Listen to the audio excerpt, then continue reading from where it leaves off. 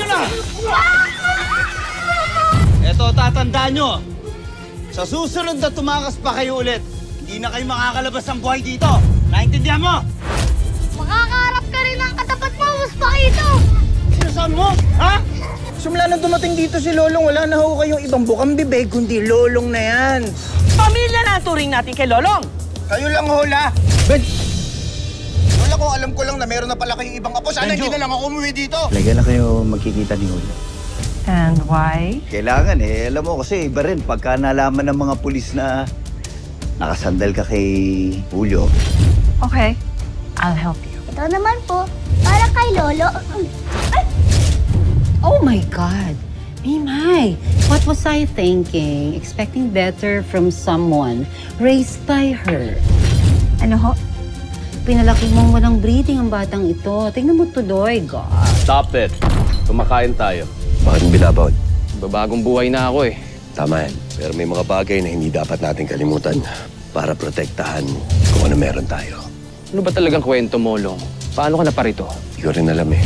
Dito na rin ako dinala ng kapalaran. Eh, yung dalawang bisita ko, dumating na ba sila? Yes, boss.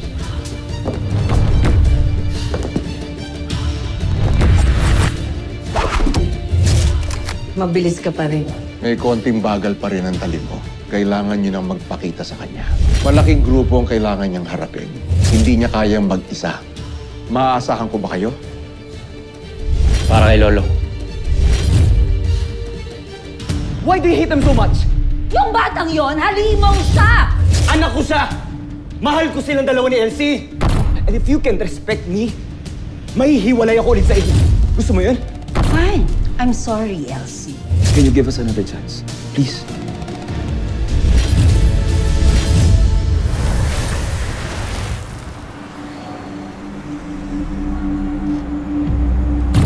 Siya si Pakito, leader ng isang grupong nandurukot ng mga bata. Dito sila nagtatago sa bodega ng harina para hindi sila mahalata. Maraming salamat to, boss. Teka muna, sino ba yung hinahanap mo? Bakit interesado ka? Hindi ko rin alam. Pero iba yung pakiramdam mo sa batang to, boss. Pakiramdam ko para bang may nagsasabi sa akin na kinakailangan ko siyang iligtas. That's good. That's what I need. Isang taong likas sa kagustuhan na tumulong.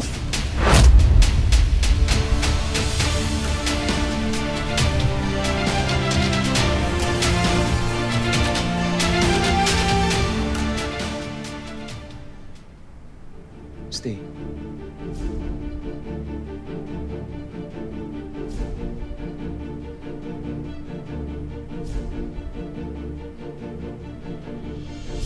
Tinatanggap ko na yung sorry mo. Pero wag mo na ulit sasaktan si Mimay. At pagsasalitaan ng kung ano-ano.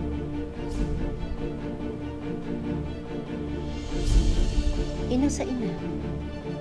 I promise. I'm sorry, Elsie. I'm really sorry.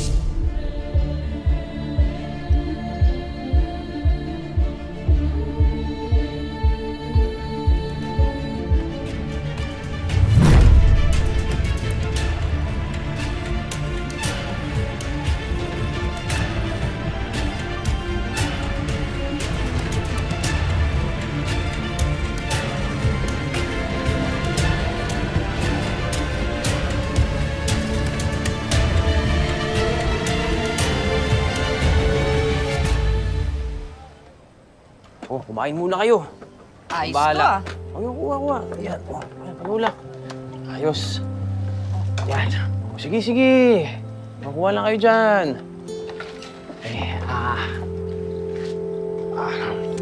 Keyboard ka ba? Bakit? Type kita eh. Alam mo, type din kita. Nagpa-practice lang ako para sa date namin ni Tetet. Ikaw ba? Keyboard ka rin ba? Bakit naman? Type din kitang sapakin. Tigilan mo nga ako, Goryo. Ito naman, masyado naman itong... uminom ka nga muna dyan. Yan, pakabusog ka. Aling Esme, Oh, may itlog ka? ikaw? Puro ka talaga kalokohan, no? Hindi porket nilibre mo kami, ibabastusin mo na lang kami. Hindi, Aling Esme. Nagpa-practice na ako para sa pick-up line ko kay Tetet. Kasi kung may itlog ka, edi special ka. Huwag mo nga akong kausapin. Hindi ako lugaw. Sungit niyo. Pero tingin niyo, magustuhan kaya ni Tetet yung pick-up line ko sa kanya? Pwede, no? Paano ba kasi manligaw? No? Turuan niyo kaya to. Ako ba? Ay. Keyboard ka ba? Pwede, no?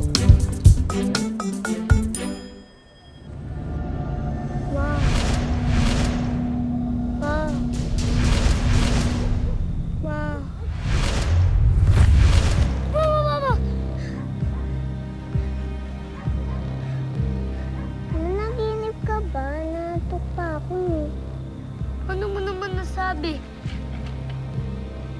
Kanina ka pa kasing nagsasabi ng mapa, mapa, mapa. Ano bang mapa hinahanap mo? Di kasi mapa. Mama at papa kasi yun.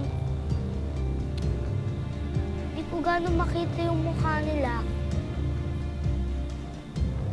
Pero, ewan ko kung bakit ko sila tinatawag na mama at papa. Pero, di ko nga naman nakikita yung mukha nila eh. Tsaka di naman yung kamukha ni mama at tsaka papa. Gutom lang yan. Lilipas rin yan. Hindi ka na, pumunta tayo kay Boss Paquito. Kain muna tayo. Gutom na ako eh.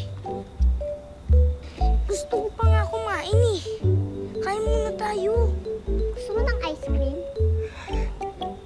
Di ka.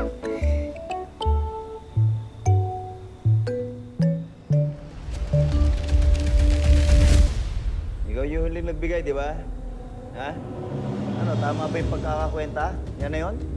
Ito lang, boss eh. Eto na yun! Ah, halika. Halika rito. Halika. Hindi, halika. May tatanong sa'yo.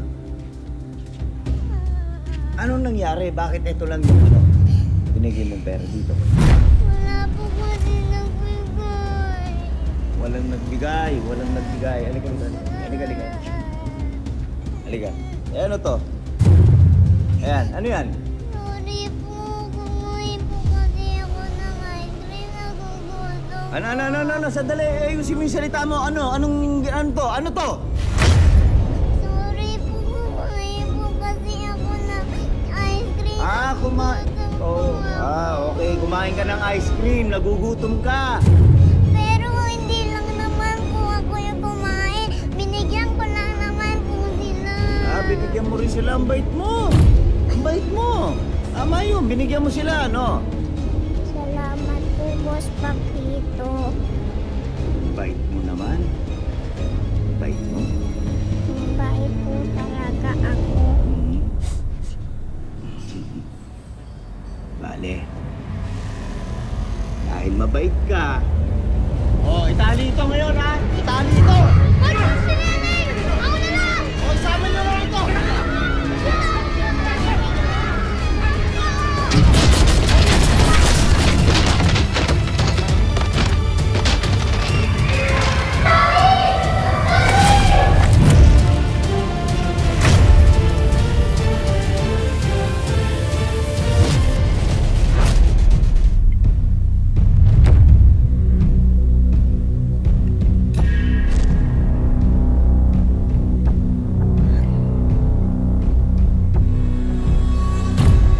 Matagal ka nang pahirap sa maraming mga bata, Paquito.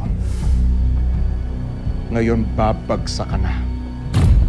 Pero boss, kakayanin ba talaga na si Lolong?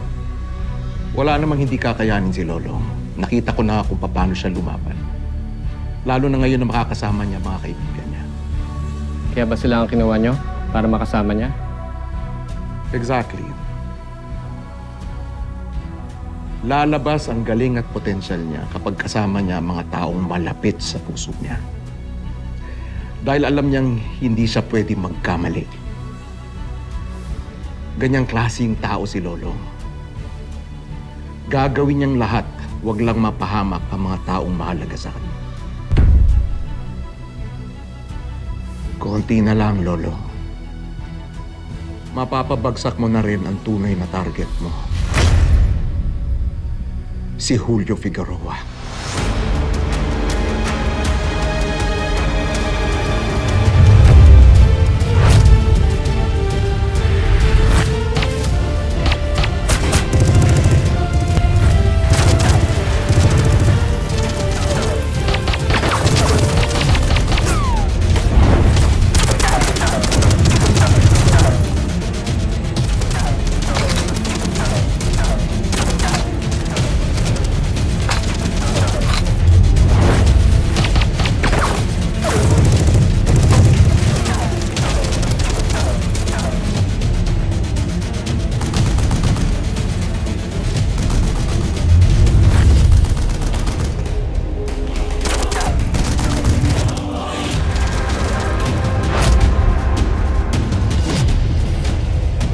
Kailangan mo ng tulong?